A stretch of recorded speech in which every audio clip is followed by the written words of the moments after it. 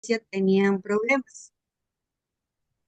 ¿Por qué? Porque los jefes les decían que, bueno, tenían que hacer el aborto, ¿no? Porque es más, es como se dice, pan del día siguiente, o las píldoras del día siguiente tenían que vender sí o sí, ¿no? Entonces, todas esas cosas está a nuestra mente y cómo nosotros vamos a responder a situaciones como iglesia, ¿no? Y, por ejemplo, los psicólogos, hay iglesias que no aceptan a los psicólogos, ¿no? Entonces, también, y igual, ¿no? Otras ramas también, y yo, bueno, ahorita estoy como pensando en esas situaciones cuando se encuentran y dicen, no, se aíslan en realidad. Y he tenido compañeras también que lamentablemente, bueno, no directamente no he sido hija del pastor, he sido como adoptada y en algunas situaciones y de alguna manera hay muchas cosas que uno convive, ¿no? Como cercano y calles también. Y es cierto, hay situaciones muy delicadas que ocurren y tenía conocidas de que, bueno, revelaban en el estudio, venían con como el papá les insistía tan fuerte, decían, no, te vas a vestir así, tienes que ir a la iglesia adelante, sentarte y hacer las cosas. Entonces, ya no querían, no preferían no ser la hija, sino ya no ir a la iglesia, pues, como decir, rebelarse y se portaban en el estudio diferente, ¿no? No, y prácticamente fue un comentario, pastor. Está bien, importante reflexionar, ¿no? Que nos lleve a la reflexión y a la aplicación. Obviamente no todos de repente estamos en puestos de eminencia, que podamos hacer alguna transformación, algún cambio de paradigma, pero dentro de nuestro lugar, lo que Dios nos permita hacer, y ustedes que, ¿no? Que son esa nueva generación que está levantando, que Dios está levantando, que Dios pueda traer un renuevo también, ¿no? Un renuevo de en todo tipo, en todo tipo. Gracias, Martita, por tu opinión, ¿sí? Vamos a tomar lista. A ver, la lista. Recuerda que la lista la tomamos ahora y la volvemos a tomar al final. Adi de la Cruz. Presente, pastor. ¿Me escucha? Sí, sí. Poco bajo, pero te escuchamos. También lo escucho bajito. ¿De verdad me escuchas bajo? Creo que es mi audio. Está en Debe ser. 100%, pero escucho bajito. Puedo gritar, ¿ah? Puedo gritar. A ver, ¿ahí me Sí, escuchas por mejor o favor. no me escuchas mejor? Está bien, está bien. Ya, voy a intentar. Voy a intentar de repente más cerca. Ya. Seguimos. Bueno, Roger, no. ¿Qué le parece la próxima clase? Cristian Villalta. Presente, pastor. Yo sí lo escucho normal, ni fuerte ni bajo. Astrid Vega. Presente, pastor. Muy bien. Marta Maldonado. Presente, pastor. Ana María Carrión. Presente, pastor. Muy bien. Dana Poma. Presente, pastor. Daniel Romero. Daniel, no entró todavía, ¿no? Ya. Rosa Medina. Presente, pastor. Blanca Agui. Presente, pastor. Muy bien, Blanquita. Fiorella de la Cruz. Presente, pastor. Eschelin Iturrizaga. Presente, pastor. Kelly Advíncula. No está todavía. Gustavo no ha venido, ¿o sí? Presente, Ahí está Kelly, ahí está pastor. Kelly. Gustavo, no está, ¿no? No ha entrado, Gustavito. Héctor Castillo. Presente, pastor. Eli Medina. Presente, pastor. Alex Romero, 2. Presente, pastor. Presente. Muy bien, excelente. Entonces los que han faltado hoy día son Roger y Gustavo. ¿Sí? Bueno, muchachos, cuando tratamos este tema del Jesús histórico, el Jesús teológico, y nos metemos ya en el campo de la resurrección, o de todo lo que implica la historia de Jesús, vamos a encontrar también que ha habido muchas personas, pensadores, ¿no? Investigadores, que han, a su manera, han buscado demostrar, ¿no? Que lo que se cuenta de Jesús es verdad. Vamos a ver tres casos, ¿sí? Tres casos. A ver, vamos con el primero. Vamos a compartir acá.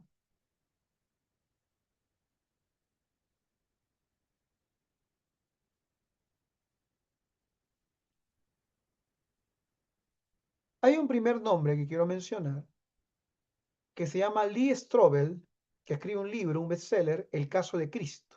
Es un periodista, ¿no? Un periodista que, por cierto, no era cristiano, y él más bien se propone demostrar que la historia de Cristo era mentira, pero al final su conclusión, al igual que la que recoge el libro Teopneustia, su conclusión es que había que creer en el testimonio escrito en el Evangelio, ¿sí?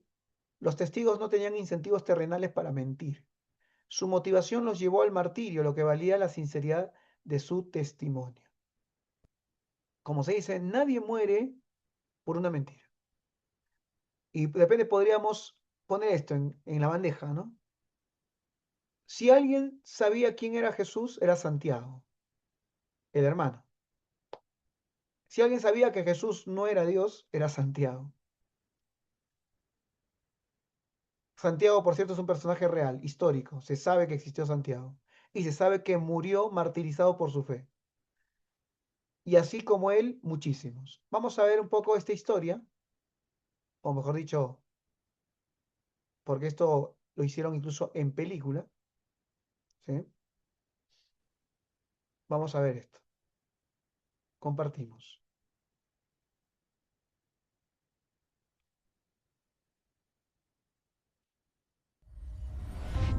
Si alguien investigara la veracidad del cristianismo, ¿por dónde empezaría? Basada en una historia real. Si la resurrección de Jesús no pasó, todo se derrumba. ¿Quieres darme esa pistola cargada? Estoy seguro que no tirarás del gatillo. Pasé toda mi carrera como periodista, exponiendo la verdad, hasta que mi esposa me presentó el mayor reto de mi vida. No voy a perder a mi esposa y a mis hijos por algo que no tiene sentido. Lo que pasó después me cambió para siempre. ¿Cómo podemos hablar de evidencia histórica de la resurrección? Los evangelios están llenos de contradicciones. La tumba vacía se basa en evidencia, ¿no es la evidencia tu fundamento? Basado en el bestseller. Todos le apostamos a algo. La pregunta es, ¿a qué será? Por más que me gustaría ayudar a un colega escéptico, lo que usted propone es imposible.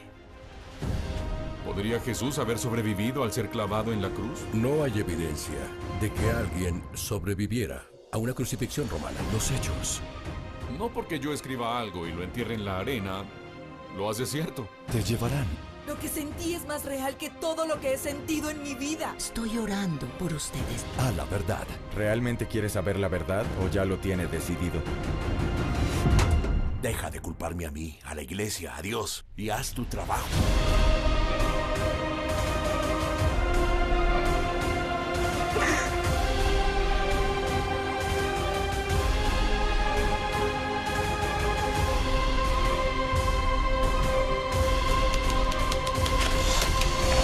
El caso de Cristo.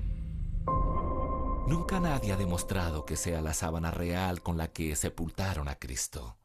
Pero siempre que alguien mira esos ojos por primera vez, de repente se convierte en una persona real. El caso de Cristo.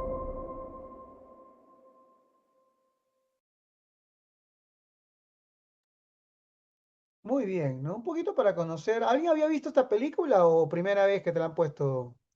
Levanta la mano los que la han visto. Muy buena, por cierto, ¿no? La recomiendo al que no la ha visto, véanla con sus jóvenes. Sí, es una buena película. Como si está basada en un bestseller, en este caso el libro El caso de Cristo, que es una investigación periodística. No es un libro de entretenimiento, por decirlo así, sino es una investigación periodística acerca de la resurrección de Jesucristo. Por ejemplo, hay una pregunta que plantean ahí, ¿no? ¿Pudo alguien sobrevivir en la cruz? ¿No? Y hace rato mencionamos a Andreas Fabius Kaiser, ¿no? Un ufólogo que escribió un libro diciendo que Jesús había sobrevivido en la cruz y que incluso se había fugado a la India. Y hay que recordar que este autor no lo defenestraron los cristianos, lo defenestraron los propios académicos seculares, ¿no? Porque es prácticamente imposible haber sobrevivido a la cruz romana. Bien, un poquito para mencionar a un autor que lo pueden de repente por ahí, o de repente en tu rato de ocio te quieres desestresar, pon la película para que te enteres un poquito, pero sí, mejor léete el libro. Vamos con otro apologeta de Cristo resucitado. Este es un hombre conocidísimo, creo que usted también lo habrá escuchado, Josh McDowell. Evidencia que exige un veredicto. Enfoque documento manuscrito. La fiabilidad de las pruebas demuestra que el giro del domingo no surge de un mito tardío, sino de un impacto histórico inmediato. Vamos a ver esto, ¿ya? Vamos a ver esto. Cuando habla domingo se refiere a la resurrección, ¿no? Acá vamos a hacer un extracto donde hay una recreación de una conversación en una universidad. Que de repente también usted lo ha visto, así que no es nada nuevo, no es nada novedoso, pero un poco para poder matizar en esta parte de la clase.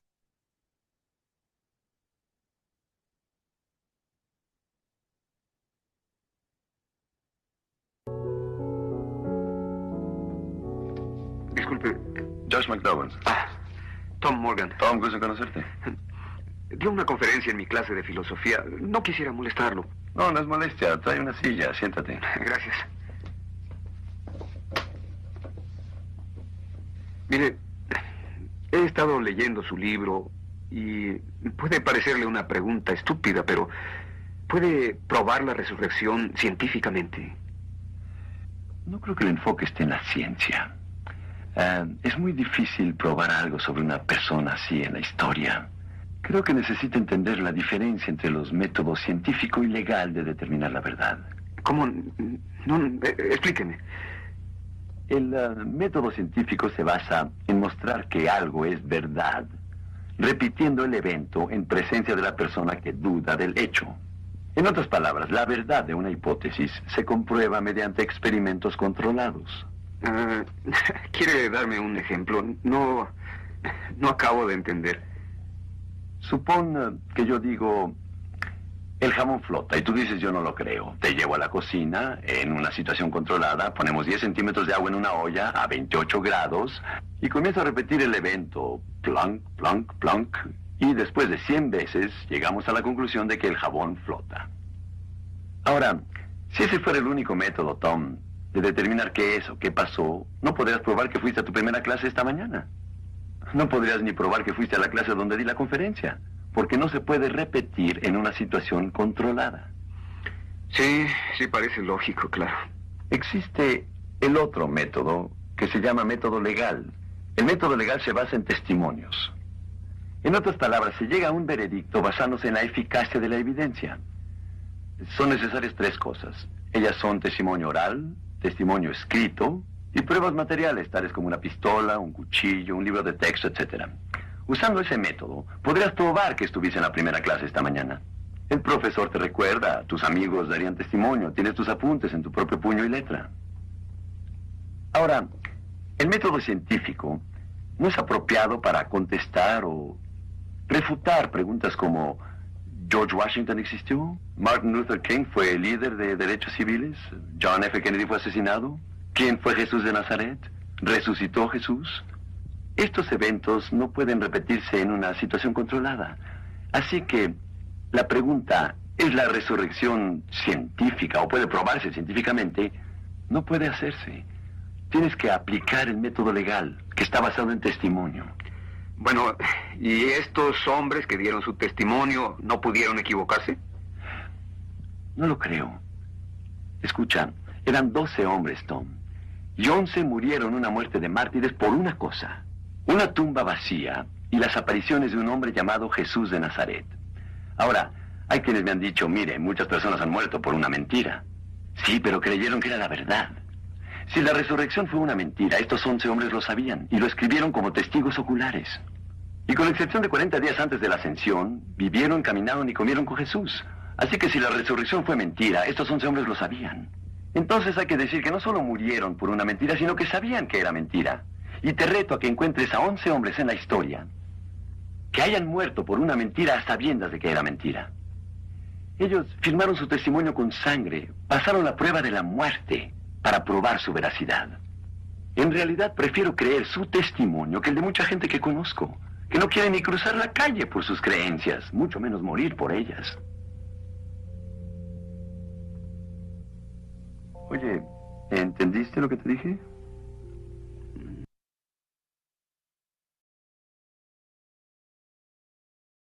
Un detalle interesante, ¿no?, que podemos mencionar y que de repente nos puede ayudar a resolver muchas teorías conspiranoicas que circulan por ahí. Hay un axioma dentro de la investigación que dice así: puede haber conspiraciones, sí, por supuesto, pero las conspiraciones, por lo general, están formadas por pocas personas. Es imposible que una conspiración se sostenga en el tiempo involucrando a mucha gente. Apliquemos esto a una famosa teoría conspiranoica, ¿no? El hombre jamás llegó a la luna. Podemos discutirlo, de repente alguno acá cree que no, nunca llegó. El tema es cómo haces para que eso quede oculto cuando involucra tanta y tanta gente, no solamente gente, sino estados. ¿Quién podría manejar una conspiración de ese tamaño cuando de todos modos va a haber personas que tarde o temprano van a decir la verdad? Nunca fuimos. Y eso puedes aplicarlo a muchas cosas. Ese es el principio que más o menos Josh McDowell presenta, ¿no?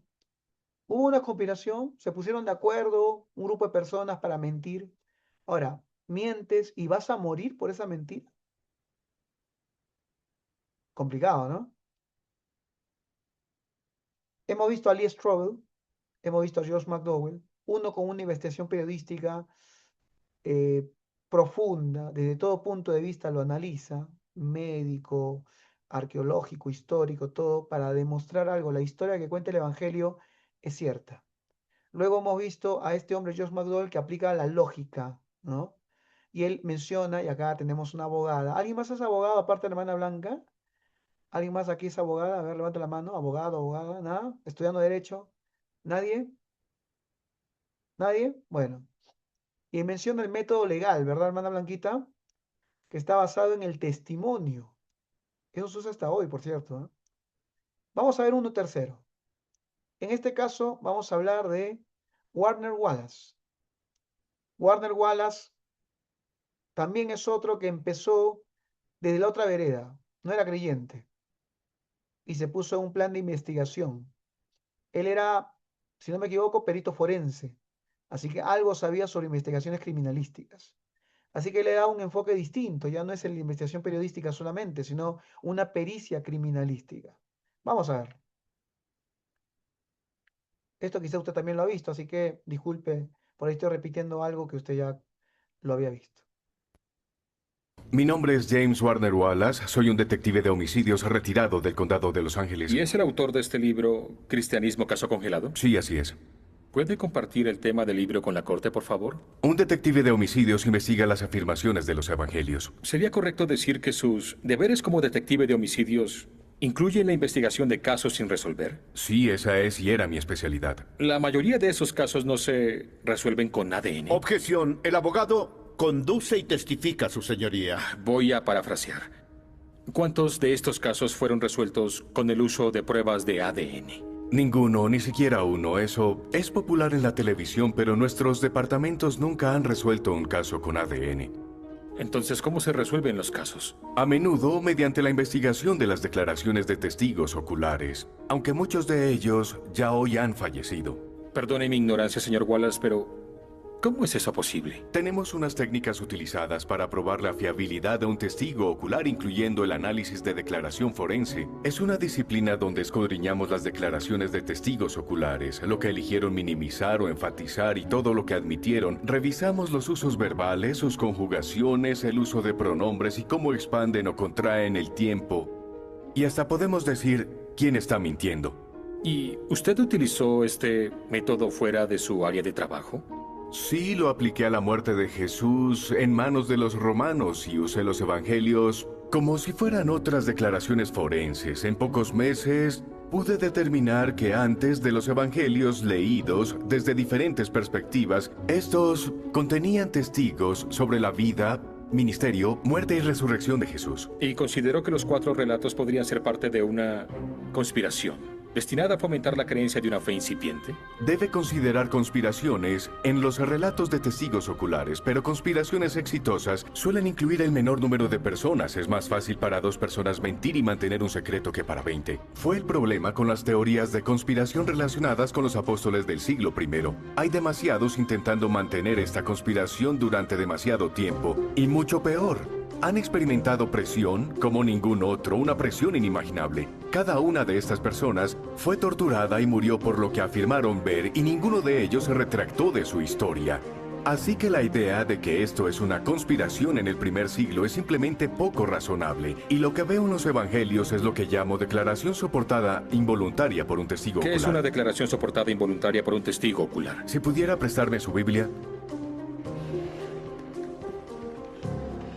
Déjeme ir al Evangelio de Mateo para darle un ejemplo. Voy a empezar con un pasaje en el que Jesús está frente a Caifás en una audiencia. Aquí dice: entonces le escupieron en el rostro y le dieron puñetazos. Y otros le abofetearon diciendo: profetízanos, Cristo, ¿quién es el que te golpeó? Eso parece una petición muy sencilla, ya que las personas que lo golpearon estaban de pie frente a él. Eso no tiene sentido. ¿Por qué sería una profecía poder decir quién te golpeó? Pero hasta que lees Lucas puedes responder esto. Él dice: y los hombres que custodiaban a Jesús se burlaban de él y le golpeaban.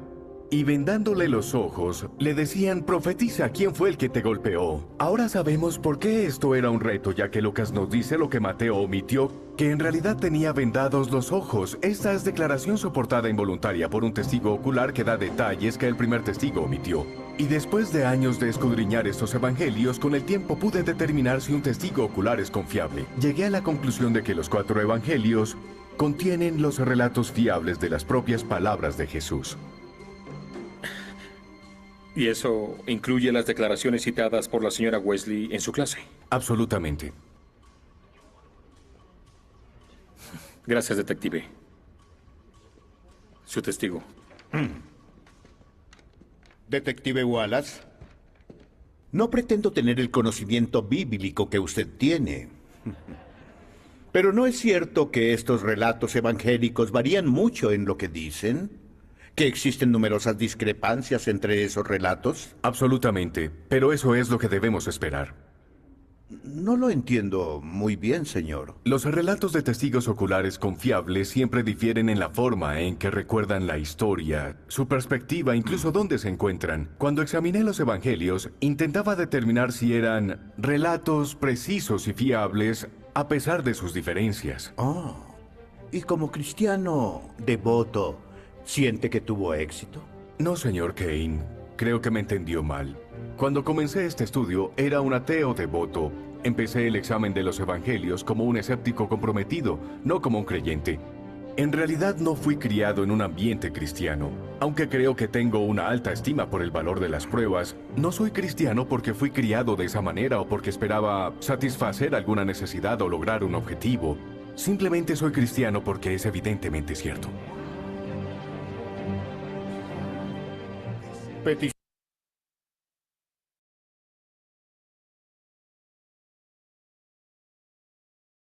Muchachos, un poquito, ¿no? Para distendernos en la clase. De repente estos videos ya los habías visto antes. Igual vale la pena ver, ¿no? Un poco de apologética. Dime, Adi, comparte, por favor. Para que no se me vaya el dato, ¿cómo se llama esa última película? Ese es Dios no está muerto 2, si no me equivoco. ¿Ah, sí? Sí, Ya. creo que sí. Sí. Bueno, pero como le decía, ¿no? La apologética, en ese sentido, es muy útil. Después tenemos otros apologetas que paran peleando en YouTube, esos ya los evitamos un poquito. Pero esta apologética, que tiene que ver con la demostración de algo que nosotros creemos, ¿no? Y ahí nos damos cuenta también que nuestra fe, pues, no es simplemente irracional o fanática, sino que tiene un asidero racional, ¿no? Documentario, ¿no? Cuando uno va, por ejemplo, y estudia el tema de los manuscritos originales del Nuevo Testamento, te das cuenta que hay miles de copias, ¿no? Miles de copias y con una cercanía de 30 o 40 años, es decir, casi contemporáneas de los, no tenemos los manuscritos originales, pero tenemos las copias cercanitas, ¿no? Y cuando comparas las miles de copias que tenemos, te vas a dar cuenta que no difieren entre ellas, es decir, son casi exactas, por decirlo así. Sin embargo, cuando tú vas y ves los manuscritos originales, por ejemplo, de un escritor, Platón, vas a encontrar 10 copias y separadas por 700 años. O sea, ¿qué tanta garantía tiene de que realmente eso lo escribió Platón? Y sin embargo, Platón es editado, distribuido, publicado, comentado, y se toma como ciertas sus palabras. O sea, si uno lo pone en esa balanza de fiabilidad, entonces tú puedes decir, ¿no? ¿Por qué puedo creer lo que Platón escribió con una diferencia de 700 años, un papiro que encontraron por ahí, que tiene 5 o 6 copias, o 4 copias, o 3 copias, o una copia, y lo de Jesús, los evangelios, que está por montón en los manuscritos? ¿Por qué no lo puedo creer? Y ahí está la otra, ¿no? Como dice la legal, de decir, esta gente no puede haber muerto por una mentira. Santiago, el hermano de Jesús, ¿conocía a Jesús o no? Si alguien sabía que esto era mentira, era Santiago. Y es más, hasta Juan es tan honesto que nos cuenta que no creían en él. Entonces, ¿cómo cambió Santiago de no creer a creer si Jesús nunca resucitó? ¿Y cómo pasó ese Santiago que no creía en él, que lo mandaba al muere a su hermano, ¿no? Pasó de no creer a morir por la fe. Eso es algo que uno tiene que plantearse seriamente, ¿no? ¿Qué, qué manera, qué tan poderoso pasó en su vida que este hombre 33, 62, estamos hablando de 29 años después, está dando su vida por lo que él vio? Entonces nosotros podemos tener certeza. Una vez, hace muchos años, allá en San Marcos, se armó un debate en mi salón y el debate era entre un amigo católico, catequista, yo era el evangélico, y un amigo agnóstico que había estudiado en Alemania.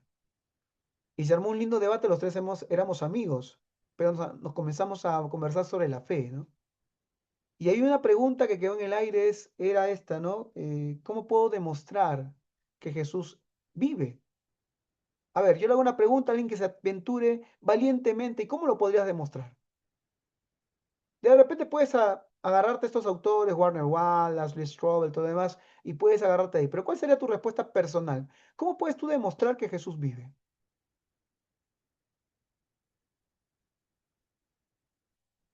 A ver, rápido, para pasar a otro tema, porque hay otro tema interesante, ¿ah? Estamos cerrando este tema. ¿Hay alguna respuesta, usted, ministro de Dios? Viene un joven y dice, pastor, en mi universidad me han dicho que Dios no existe y Jesús jamás resucitó y Jesús no murió en una tumba. ¿Cómo puedo yo responderle a esa gente? ¿Cuál sería tu respuesta como ministro? Bueno, pastor, ¿qué tal? Daniel, no voy a responder, o sea, si lo catalogamos como ministro, no, pero voy a responder casi igual con lo que sucedió con los apóstoles. Yo antes era otro y no podía cambiar, nadie me hacía cambiar. Yo ahora soy una nueva criatura. Y lo que antes amaba, que era el pecado, ahora no lo hago, pero no por fuerza propia, porque sino cuando escuché el Evangelio, conocí a Cristo. Entonces yo mismo soy el milagro. Yo puedo dar testimonio de que Jesús existe por mi regeneración, por quien soy hoy. Amén, amén. Has dado en el clavo, Daniel. Has dado en el clavo. Como Jesús le dijo ¿no? a los discípulos de Juan, ¿eres tú el Mesías o tenemos que esperar a otro? ¿Y cuál fue la respuesta que le dio Jesús? No le dio una demostración teológica, que Isaías, ¿no? Que vamos, no, no. ¿Qué demostración le dio Jesús a los discípulos de Juan? ¿Se acuerdan o no? Mira acá, miren alrededor. Los ciegos ven, los muertos resucitan, los endemoniados son liberados. Esa es la prueba fáctica hasta el día de hoy. ¿Cuántos miles de cristianos o millones de cristianos han cambiado sus vidas? Han resucitado prácticamente, estaban en un lecho de muerte, desahuciados, con cáncer, con la enfermedad terminal. Drogadictos, adictos, imposible que puedan salir destruidos totalmente, restaurados completamente. Eso no se logra, ¿no? Con maniobras mentales. Eso es un milagro, ¿no? Y si no quieres creer en Dios, ya no quieres creer en Jesús, pero ya alguien tiene que haber hecho ese milagro, ¿no? Alguien tiene que haber hecho, producido ese milagro. Bien, vamos a cerrar el temita acá, esto. Usted sigue investigando sobre estos temas, más o menos los tocamos así de manera no corta. Sí, vamos a poner un último Pastor, videito. Sí, sí, dime. sí, en Juan 14:19 menciona que porque yo vivo, vosotros también viviréis. Está bien, está perfecto. Creo que es eso como Muy bien, vamos a poner un videito que nos puede causar algo de roña, ¿ya? Vamos a ver qué tal nos va. Que Y yo también. viene la discusión del tema siguiente.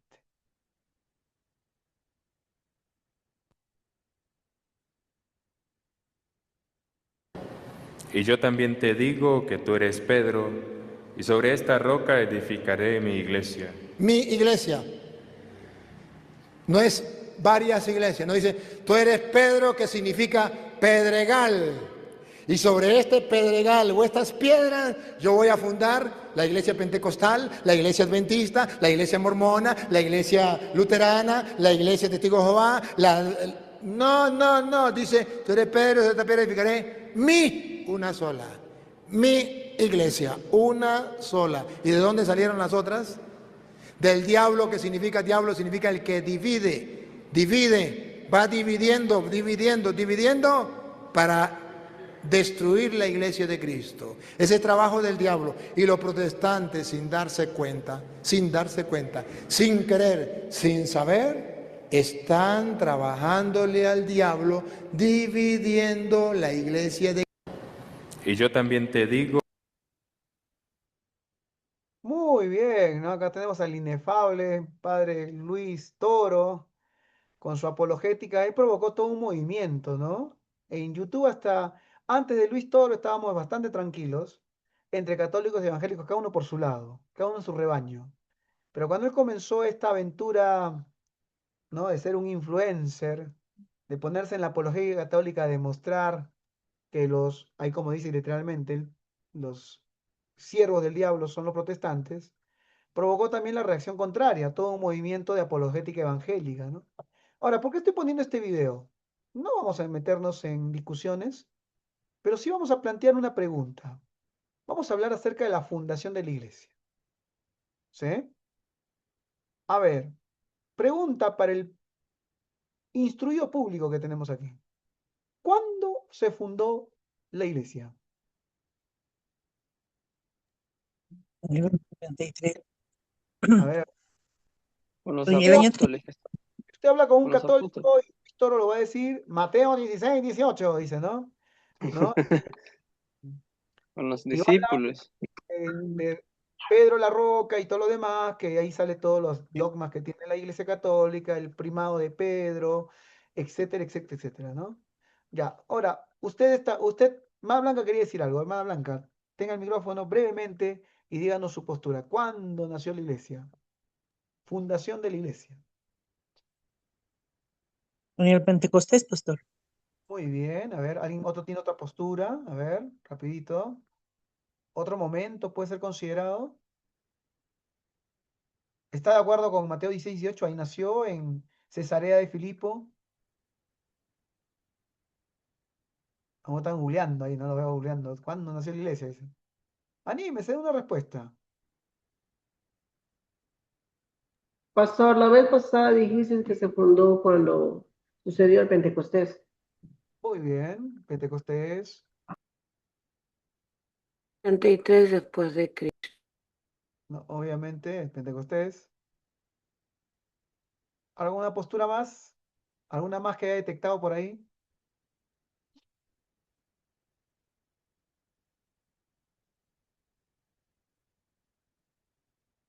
Puedo mencionar 4 posturas. Una es la postura que establece Luis Toro, que la iglesia nace o es fundada institucionalmente en Mateo 16, 18. ¿Sí? Mateo capítulo 16. A ver, alguien que lo busque y lo lea. Busque. Vamos a discutirlo un Amén, poquito. pastora. Amén, pastor. Acá justo lo iba a decir, señor. Léelo, Dice, léelo.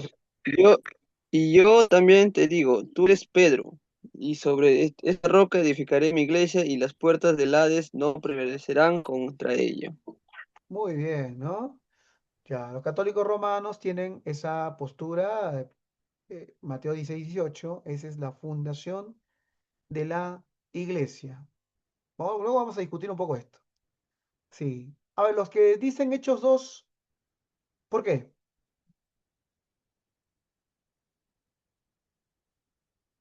En el Pentecostés, Hechos capítulo 2, ¿por qué? Sí.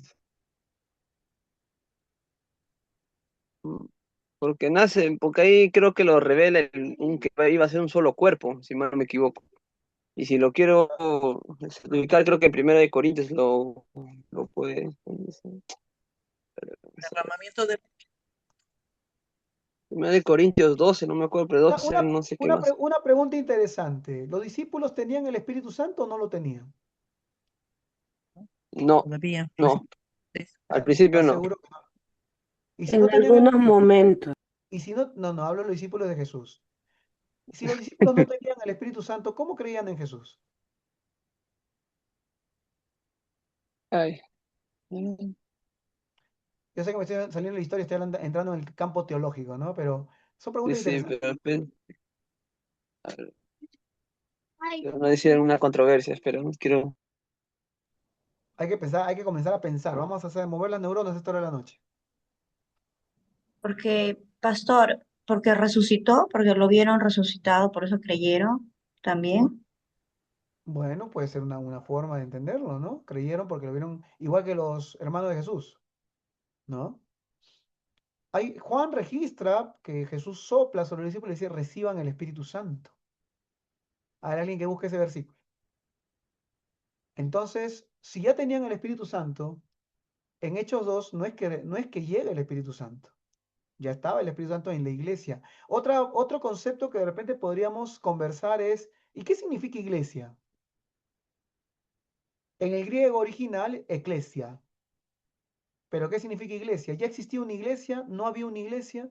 Recién en Hechos 2 aparece y ponen el letrero de la iglesia aposento alto se llamó.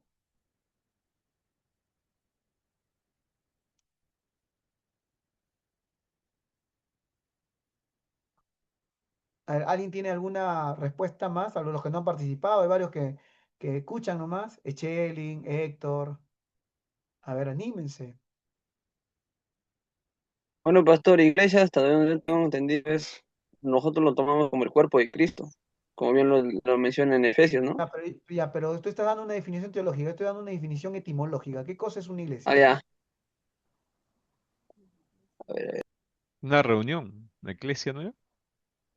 Por ahí va, muy bien, una asamblea, ¿cierto? ¿Ya había una asamblea antes de Pentecostés o no había? Y había reuniones. Sí, había por las asambleas de Niceas también, bueno, otros también. ¿Ya existía una comunidad, mejor dicho, espiritual o no? Mire, la discusión es tan, no se sienta mala, porque esta discusión sigue hasta el día de hoy, porque hay posturas, ¿ah? Como le digo, una postura era Mateo 16, 18, esa es la que dice la Iglesia Católica, la toma como punto de partida, obviamente porque ellos en su interpretación y narrativa lo toman como que ahí nace su iglesia, la Iglesia Católica. Ahora vamos a conversar un poquito de esto. Los protestantes y evangélicos, sobre todo los pentecostales, establecen que en Hechos capítulo 2, ahí nace la iglesia. Por ahí dice, no, la iglesia nace porque ahí recibe el Espíritu Santo, pero el tema es que el Espíritu Santo ya estaba antes y ya existía una asamblea, no es que no existía una comunidad. ya existía la comunidad. Si no hubiera existido la comunidad, ¿quiénes son los que se iban a quedar, esos 120 que se quedaron ahí en el aposento alto? ¿De dónde salieron? Algunos establecen, como mencionó Rosa, creo que fue, que es a partir de la resurrección de Jesucristo. Mejor dicho, podríamos mencionar un momento puntual cuando Jesús se aparece en medio de los discípulos, o un hecho, un evento cosmológico, cósmico, que es el momento que Jesús resucita, ahí ¡pum!, nace la iglesia. Sí, Marta. En Hechos 2:42 menciona que perseveraban en la doctrina de los apóstoles, en la comunión unos con otros, en el partimiento y en las oraciones. O sea, había también una comunidad, eso habla en Hechos Claro, 2:42. claro. Está describiendo la vida de los primeros cristianos. Esa era la vida, las actividades que tenían los primeros cristianos, ¿no? Es más, algunos son más temerarios. Ponen el nacimiento de la iglesia, este es un punto de vista muy, pero muy ya, ¿cómo le puedo mencionar? Sacando lo histórico, sacando lo teológico, sacando el plano, incluso con lo teológico encima, que dice, la iglesia en realidad nace tal cual la conocemos en el momento que desaparece la iglesia de Jerusalén y se queda solita la iglesia gentil. Porque es la iglesia que al final tenemos ahora, ¿no? ¿Qué iglesia es la que existe hoy? La iglesia gentil, la iglesia de los no judíos. ¿Todos acá hay algún judío o no? Ninguno, ¿verdad? Todos somos gentiles. Entonces, somos la iglesia que nació ahí. Algunos son temerarios, lo ponen ya prácticamente en el año 70, nace la iglesia actual, es decir, la tendencia. Vamos a conversar un poco de esto porque es importante discutirlo. Primero, porque ya Pastor, Sí, sí, dígame, Marta. dijo sobre el que ha soplado Sí, sí. por el ¿Qué versículo Espíritu es? ¿Qué Santo. versículo es? Ya, eso menciona Juan. Ay,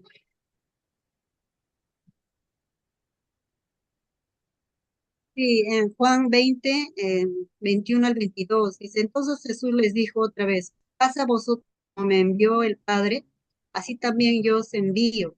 Y habiendo dicho esto, sopló y les dijo, recibid el Espíritu Santo. Cuando estaba presente, haya hecho esto, ha soplado. ¿Y eso fue antes Entonces, o después? ¿qué quise Marta, ¿eso fue antes o después de la resurrección? mm, bueno, cuando él se va, dice, no dejo el Espíritu Santo, pero en este caso, cuando está presente. No, no, ya sé que está presente, pero me Vaya, refiero, ¿es antes o después de la resurrección? después, Después. Es después de la resurrección, ¿no?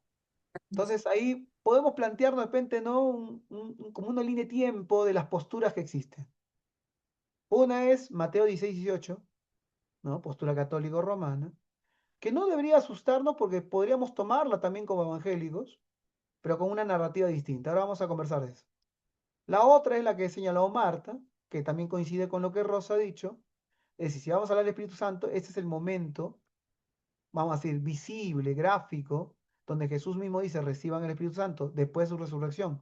Y ahí está Jesús, se aparece en medio de ellos y sopla, ¿no? Reciben el Espíritu Santo. 3. Hechos capítulo 2.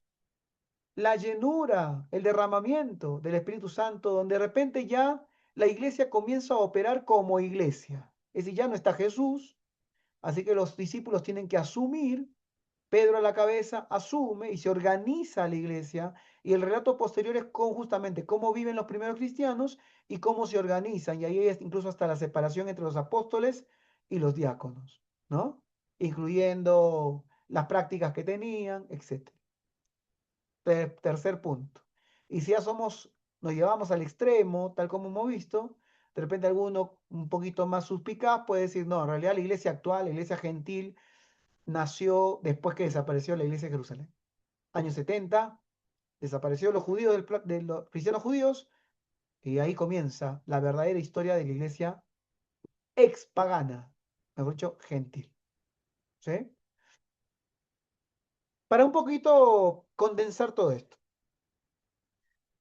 Si fuéramos al primer punto, Mateo 16, 18, y lo leyéramos esa sección completa, podría tranquilamente ser un punto de partida. Es cierto que los católicos lo toman como el nacimiento de su iglesia católica. ¿Por qué? Porque habla de Pedro, que te daré las llaves del reino, ¿no? Y sobre esta roca edificaré mi iglesia. Pero la narrativa católica tiene varios puntos débiles, ¿no? Y te voy a señalar, de repente anótalos para que pueda servirte. Si en algún momento conversas con un católico, le puedas explicar. El primer punto débil, el primero, es que Pedro mismo, en su carta, él mismo da la interpretación de estas palabras. Es decir, Pedro en su carta va a decir que la roca es Cristo. Después, ya si tú quieres agarrarte de que no, que piedra, piedrita, piedrín, o lo que tú quieras que haya significado en griego, es otra historia. Pero el punto es que Pedro menciona la roca. Y Pedro, si había una oportunidad para que Pedro aclarara que él era la roca, era esa carta. Pero en su carta dice, la roca es Cristo. La piedra angular es Cristo. ¿Sí? O sea, una vez conversando con un católico le dije, no deberías hacerle caso a tu primer papa. Si tu primer papa te está diciendo que la roca es Cristo, ¿tú qué le discutes? No me vengas a discutir a mí, pégate con Pedro. Pedro te está diciendo que la roca es Cristo. Ya, primer punto, ¿no? Que uno puede señalar de esa narrativa católica, ¿no? Que tiene sus rajaduras, sus grietas. La segunda es que ellos dicen, ahí nació la Iglesia Católica. Bueno, pero el punto es que, y hay un tema, ¿no? Un tema certero, es que en ningún momento y en ninguna parte del Nuevo Testamento a la iglesia se le llama católica. Y era imposible que se le llame católica. ¿Por qué? Porque católico significa universal. Y la iglesia era un grupo, una comunidad de 120 en un lugar determinado. ¿Qué católica se puede llamar si está solamente en la ciudad de Jerusalén? La iglesia se comienza a llamar católica en el siglo II, cuando ya la iglesia se había expandido a lo largo del Imperio Romano. ¿Sí? Vamos a poner un punto, vamos a imaginar. Vamos a fundar una iglesia con Cristian. Y tenemos nuestros 20 hermanos allá en Gracia, en el barrio de Gracia de Dios, en Chillón. No existe ninguna otra iglesia, somos el primer grupo, somos 20 puntas. Pero no vamos a poner el nombre que somos la iglesia nacional. ¿Tiene sentido o no? No, pues ¿cómo va a tener sentido si somos un grupito de 20 que estamos reunidos en un distrito de Lima? Y no hay más eso. Ahora, si esta iglesia crece en el tiempo y abre obras en todos los departamentos del Perú, ¿se podrá llamar la iglesia nacional o no? Sí, porque No, está distribuida, pastor. por supuesto, es que ya alcanzó, ¿sí o no? Por lo menos nosotros ahí en Mm. Pristopé tenemos 3 regiones, una cuarta región ya, ¿no? Entonces tenemos ya algo para sostener una iglesia nacional. Pero si fuera una sola iglesita allá en Lima, ¿podría llamarse iglesia nacional? Por supuesto que no. Lo que los católicos olvidan es que la palabra católica no es un nombre, no es un nombre propio, es un adjetivo. Y cuando en el siglo II, si no me equivoco, Ignacio de Antioquía la menciona, para empezar, Ignacio de Antioquía no era romano, él estaba en Turquía, él era oriental.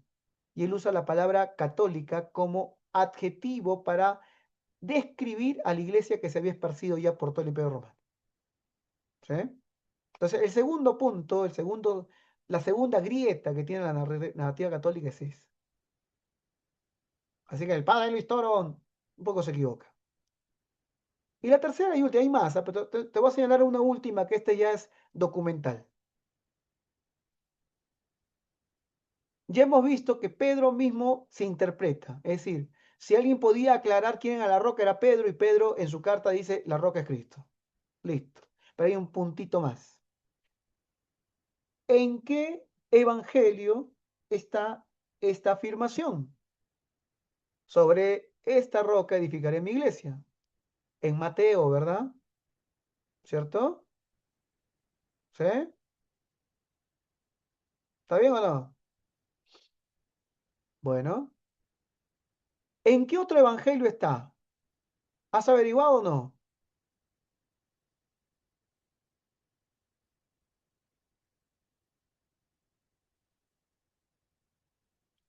Ya te lo simplifico. La escena se encuentra en otro evangelio, pero esta expresión que vemos ahí, no se encuentra en ningún otro. Y acá hay un detalle que podríamos hablar del silencio. El amanuense de Pedro era Juan Marcos. Si alguien podría haber incluido en su evangelio algo tan importante como que la roca es Pedro y que Pedro es el primer papa, era Juan Marcos. Sin embargo, Juan Marcos no lo menciona.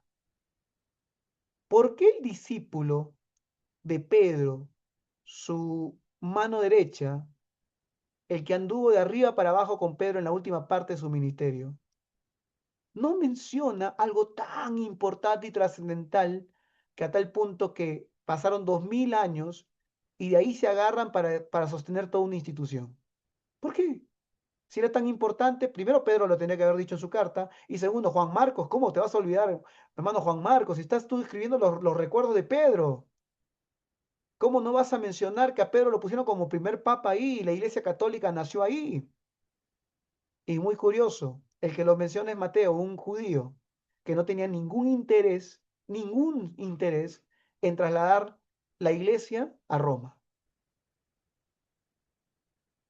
Entonces quise separar este tiempo. Espero que hayas anotado, ¿ah? Espero que estés anotando. Para que en algún momento, si te encuentras con un católico romano, con un padre Luis Toro, le establezcas estos puntitos, que te los explique, a ver, que te los aclare. Porque no es solamente repetir una narrativa y ya, sino la narrativa tiene que ser eh, evaluada y confrontada, que tenga sentido. ¿Sí? ¿La iglesia pudo nacer en Mateo 16-18? Sí, pero no con la narrativa católica. En realidad, en Mateo capítulo 16, lo que se establece, más que la fundación de una iglesia o el primado de Pedro, lo que se establece es la divinidad de Jesucristo. Hay que recordar que esta gente era judía. Y para esta gente no era una cosa sencilla decir Jesús es Dios. Por eso es que, tal vez a propósito, y yo creo que a propósito, Jesús los llevó al norte arriba, donde prácticamente no había control ya de ningún tipo. Y ahí es que les pregunta, muchachos, ¿qué cree la gente que soy yo? ¿Quién soy? No, tú eres Elías, tú eres Juan el Bautista, qué sé yo, el profeta que va a venir. Y Pedro se lanza algo y Jesús se lo aclara, esto te lo reveló mi padre. ¿Por qué? Porque él es judío, era imposible que Pedro lo dijera. Y yo imagino que la sorpresa habrá sido tremenda, no para Jesús, sino para los demás. Cuando dice, tú eres el Cristo, el Hijo del Dios viviente, en una cultura hebrea lo que significaba es, tú eres el Mesías, tú eres Dios. Eso es en un hebraísmo. ¿Me entienden? Entonces, lo que se está gestando ahí o lo que se está manifestando es la divinidad de Jesucristo. Es muy poco probable por eso, incluso a pesar de eso, que se esté hablando de la fundación de una iglesia. Se está mencionando que hay un plan y un proyecto. Sobre esta roca edificaré mi iglesia. ¿Sí? Sobre esta declaración, sobre esta revelación que vino de lo alto, yo voy a construir mi iglesia. ¿Cuál es la revelación? Cristo. Por eso que Pedro lo repite después. 30 años después. No, 20. Lo repite y dice, Cristo es la roca. ¿Sí? O en lenguaje, ¿no?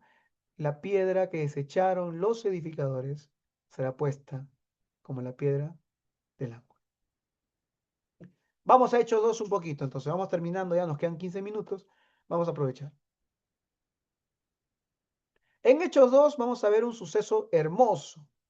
Y yo quiero también de repente informarles a los hermanos que están acá, que de repente una de las diferencias entre la IP Cristo P y otras comunidades presbiterianas es que la IP Cristo P cree en la vigencia de los dones y manifestaciones del Espíritu Santo. Nosotros no somos cesacionistas. Tampoco nos vamos al extremo de hacer de todo y creer de todo, pero tenemos la apertura a lo que el Espíritu Santo quiere hacer en su iglesia. Así que Hechos 2 nosotros no nos causan ni temor ni urticaria, no nos vamos a perder por ahí. Es parte de la historia de la iglesia. ¿Qué significa cesacionista para el que no sabe? El cesacionista es aquel que cree que los dones y manifestaciones del Espíritu Santo ya no son vigentes en este tiempo, que terminaron en el siglo I.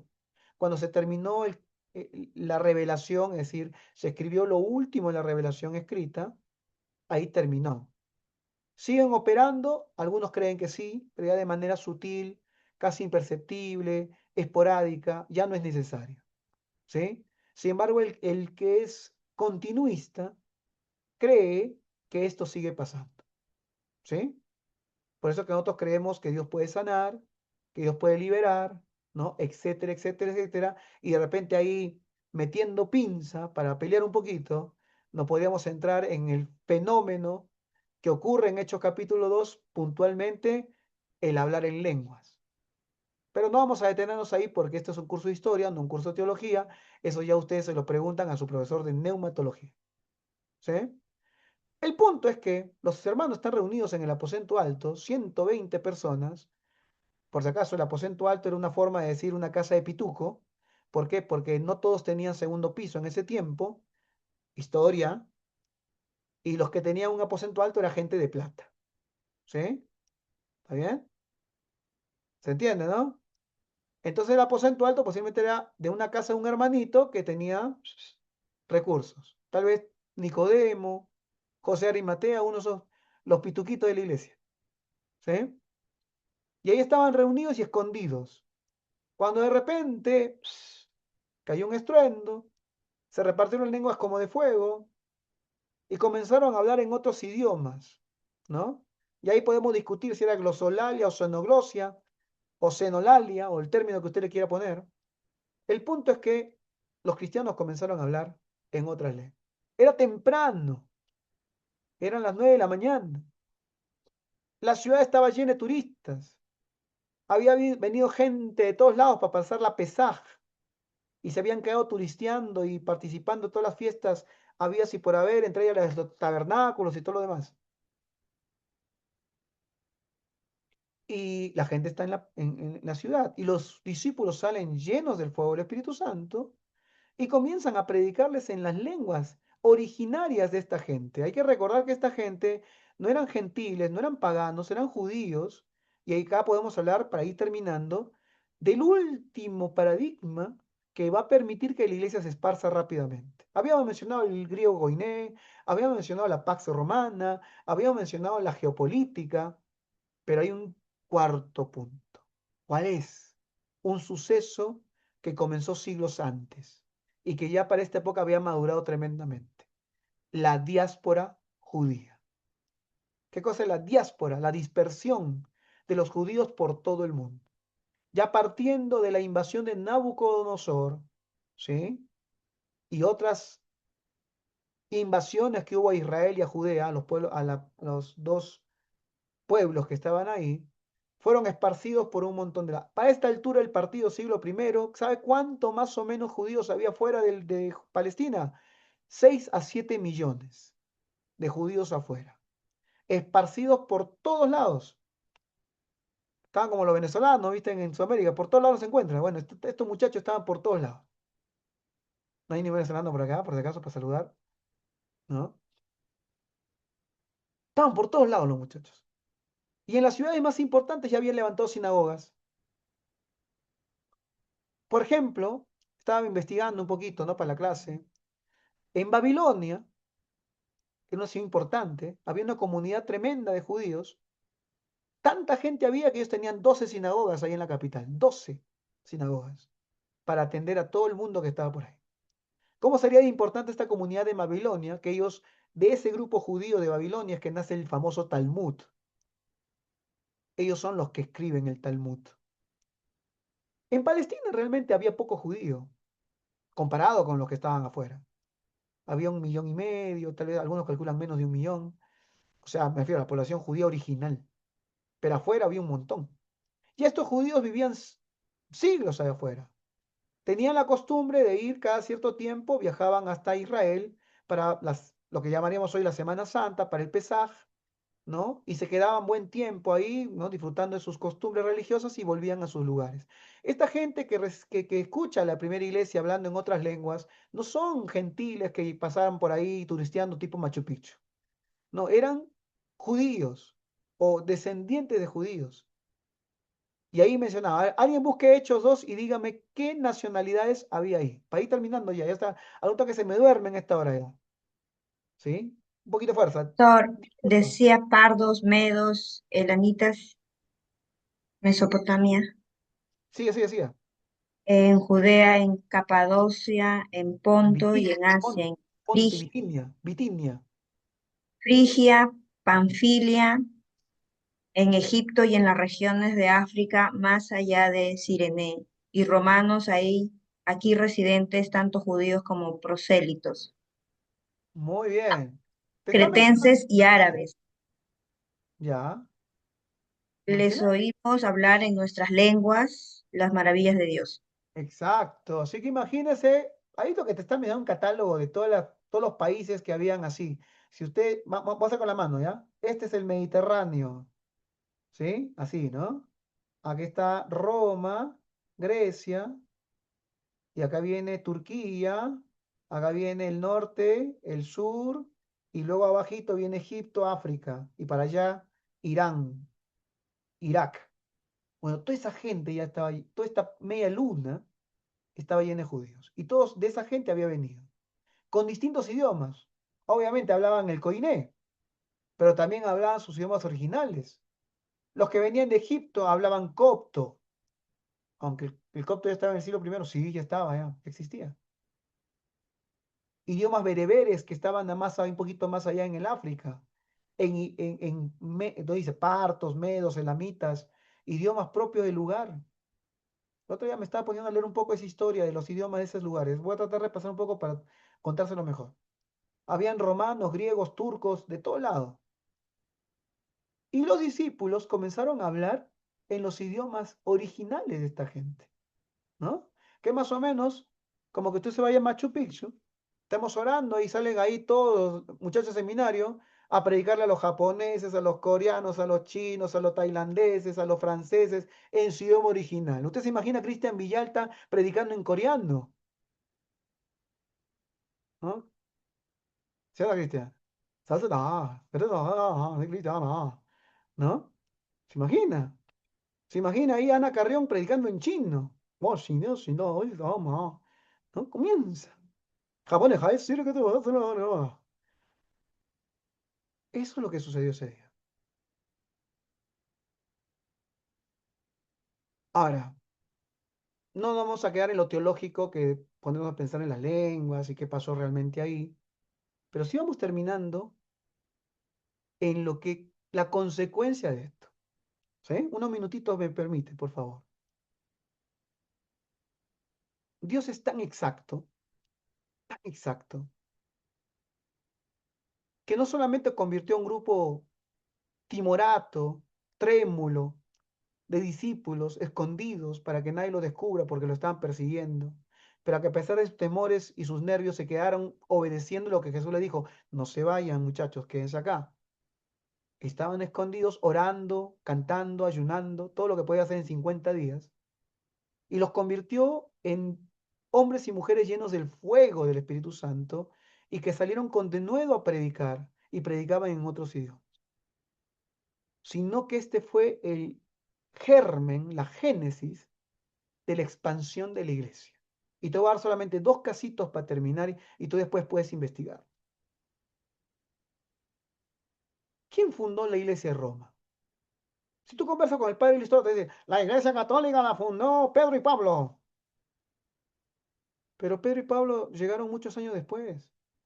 En el 57 después de Cristo, Pablo escribe la carta a los romanos desde Corinto y aún no había llegado. Y tampoco Pedro. Es más, ¿por qué sabemos que Pedro no estaba ahí? Porque Pablo saluda a todo el mundo y no saluda a Pedro. Si Pedro era el primer papa y estaba en Roma, imagínense una carta a la iglesia, a tu iglesia y no mencionan al pastor.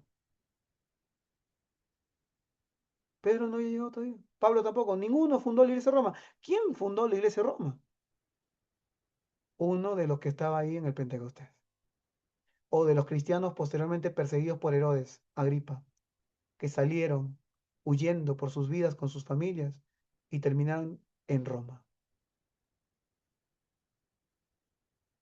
La diáspora.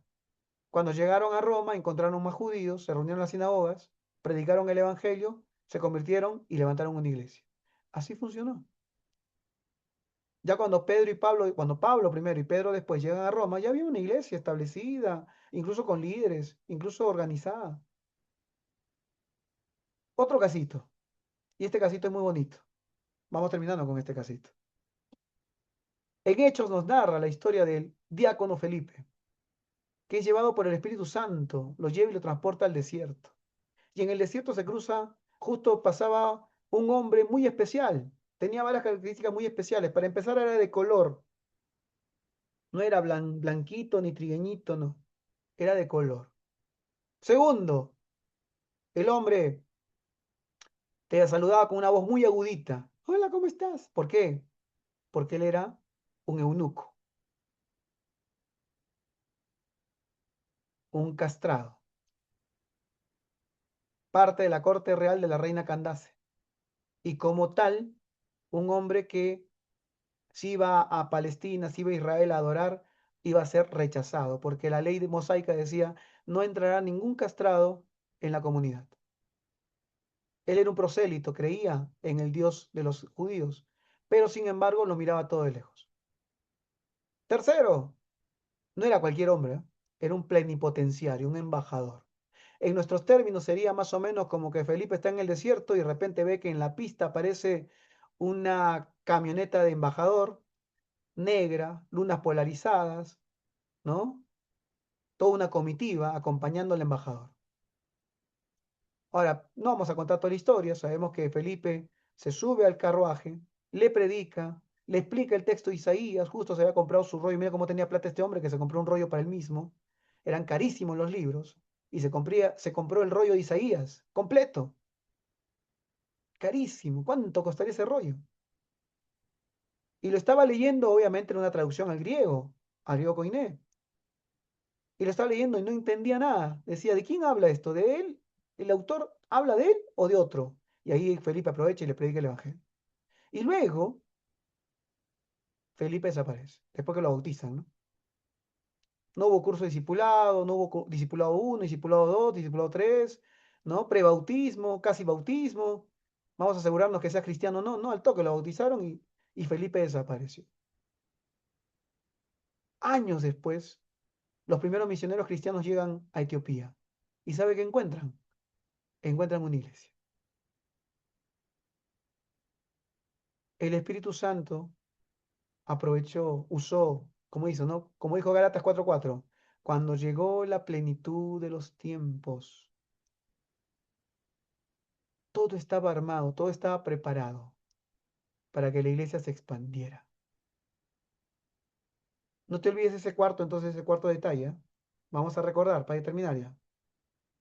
Griego koiné, mira, en esta historia del etíope, griego koiné a full, ¿eh? 2, Pax Romana. ¿Tú te imaginas lo que era ir de Israel a Etiopía? Si los caminos hubieran estado llenos de asaltantes, el embajador no llegaba. 3, geopolítica. Ya los romanos habían llegado hasta ese sector, estaba pacificado todo. Egipto, Alejandría, Etiopía eran parte del Imperio Romano, estaban llenos de caminos. El Evangelio llegó hasta Etiopía. ¿Y la diáspora judía? ¿En ese lugar habían comunidades judías? Sí. ¿En ese lugar habían comunidades judías que iban a creer en Jesucristo? Sí. El etíope no era judío, por si acaso. Y por eso es que su pregunta es muy puntual. ¿Hay algo que me impide ser bautizado? Él sabía que la ley de Moisés prohibía que él pueda ser parte de, vamos a decir, la comunidad de Israel. Por eso es que la pregunta que le hace al etíope es puntual, perdón, a Felipe es puntual. Mira, yo he ido a Jerusalén, no puedo ni entrar. Al templo en menos, estoy afuera. Escucho, miro, observo, hago lo que puedo, pero no me aceptan por racial, por su condición sexual, por ser pagano, por ser gentil, etcétera. Ni su dinero le ayudaba. Ahora tú vienes y me hablas de un Jesucristo. Te hago una pregunta. ¿Voy a ser excluido igual que en la otra comunidad? ¿O acá sí me aceptan? Pregunta tremendamente interesante para nuestros tiempos. Hemos puesto barreras que impiden que la gente se acerque a la familia del reino. Hemos puesto barreras sociales. Discriminamos de alguna manera e impedimos que las personas se acerquen al reino. ¿Usted tiene alguna idea de las barreras sociohistórico-culturales que Felipe rompió al bautizar a este hombre? Una buena pregunta, ¿no? Una buena pregunta. La otra vez me hicieron una pregunta, no vamos a resolver ahora porque se la dejo ahí picando. ¿Qué haría si un gay viene y no puede todavía dejar la homosexualidad, pero cree en Jesucristo? Quiero obedecer a Jesucristo, pero lucha con esto todavía. ¿Lo bautizarías o no? Pastora, a las 10 de la noche me manda esa pregunta, justo quiero comentarles.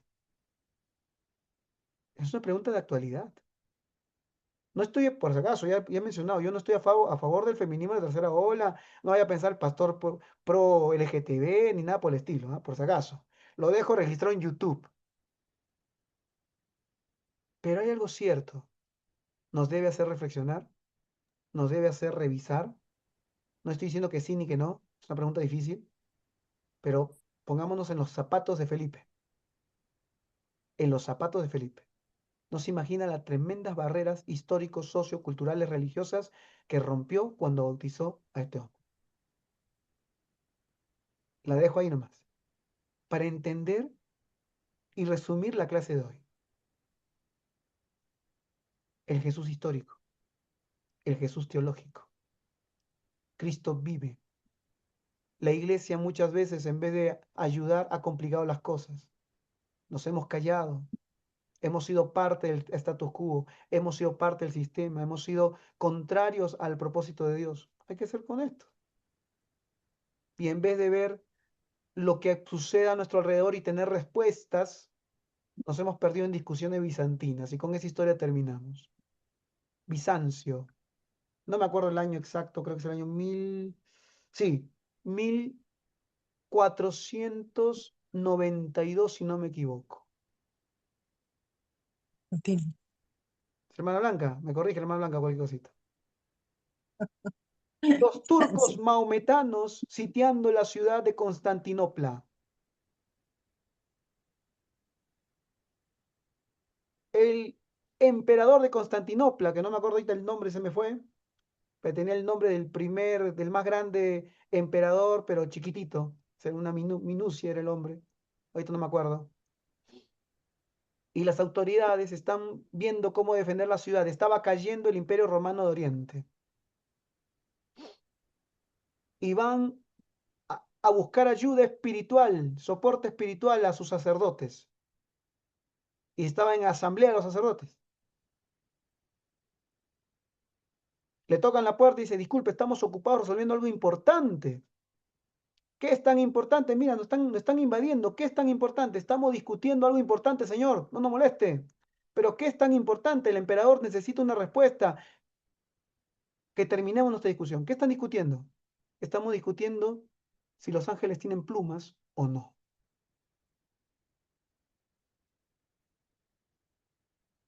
Esto es histórico, ¿eh? No estoy inventándolo. ¿Cómo se le llama eso? Una discusión bizantina. La iglesia muchas veces ha caído en discusiones bizantinas. No está mirando alrededor, no mira la realidad, mira para adentro y se distrae con discusiones que no tienen nada que ver con lo que está viviendo el siglo. Hay otros que se acomodan al siglo, así como los racionalistas del siglo XIX, ¿no? Ya Jesús es un mito, todo es mitológico. Esa no es la respuesta. La respuesta no es deshojar la Biblia. La respuesta es mirar la realidad e ir a la Biblia y tener una respuesta de parte de Dios para las coyunturas que tenemos hoy. Para eso sirve la historia, muchachos. Vamos a orar. Y con esto cerramos la clase número 2.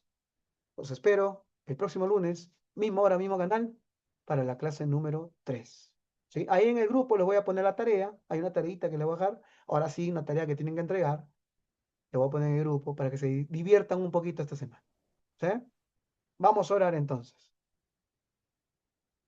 A ver, voy a ver quién se ha escapado. No la veo a Strix, se ha escapado, ¿no? ¿Quién más se ha escapado? A ver. ¿Dónde está mi lista? A ver, voy a tomar última lista. Adi. Aquí estoy bastante. Bien. Roger Luna, ya lo vamos a funar. Cristian Villalta. ¿Qué pasó? Ya. Astrid no está. Ujú. En el segundo tiempo ya no la he visto. Me pareció presente y ya, por si acaso estoy mirando. Ahí lo voy a poner. Marta Maldonado. Presente, pastor. Ya. Ana María Carrión. Dana Poma. ¿Ana María Carrión está o no está? No, también se fue, ¿no? Ajá. Presente, pastor. Dana. Pastor, la hermana Ana María me está diciendo que presente porque su lacto que está negro, está pantalla negra. Ah, No ya, sé si listo. ha respondido. Ya está bien. Daniel Romero. Presente, pastor. Ya tú entraste tarde, ¿no? Así que en el segundo bloque entraste tarde. Ahí te voy a poner, ¿ya? Rosa Medina. Aquí estoy presente, pastor. Muy bien. Blanca Gui. Blanquita creo ya también. Ahí está Blanquita. Blanca, sí, ¿no? Schelling, Pevítero. Presente, pastor. Ya, muy bien. No, Gustavo no entra hoy día. Héctor Castillo. Héctor, ¿dónde está? No lo veo, Héctor. Se fue también. Listo. Eli Medina. Presente, pastor. Muy bien, gracias. Y por último, y no por eso menos importante, nuestro amigo Alexander Romero II. Pastor, gracias. Pastor, más bien, revisando el video anterior del segundo, de la semana pasada, me pusiste tarde, yo estaba. Ah, sí, ya. Sí, Voy a justo mirar el está video para. grabado. Ya está bien, también. Voy a creer en tu palabra. Puede ser me escapa, yo a veces no veo bien, pero voy a corregir. Ya, listo. Vamos a orar así, muchachos. No les quito más tiempo. Sé que están cansados. Mañana trabajan, así que vamos a orar y despedimos. Oramos. Padre amado, Señor, queremos darte las gracias por, Señor, poder compartir este tiempo con mis hermanos. Señor, estudiando, compartiendo, reflexionando, Señor, sobre tu palabra y también sobre la historia, Señor. Ahora, permítanos un descanso. Podemos recuperar fuerzas. Mañana hay labores, Señor, y bendice su semana y sus estudios. Gracias, Padre amado. Lo bendigo en el nombre de Cristo Jesús. Amén y amén. Bien, muchachos, nos vemos. Dios les bendiga. Les bendiga. Buenas noches, pastor. Gracias. Nos vemos. Chao, chao. Pastor, que bendiciones, nos vemos. Chao. Hasta mañana, hermanos. Bendiciones Bendiciones. a todos. Hasta luego. Buenas noches. Bendiciones. Bendiciones. Corten la grabación, creo ya.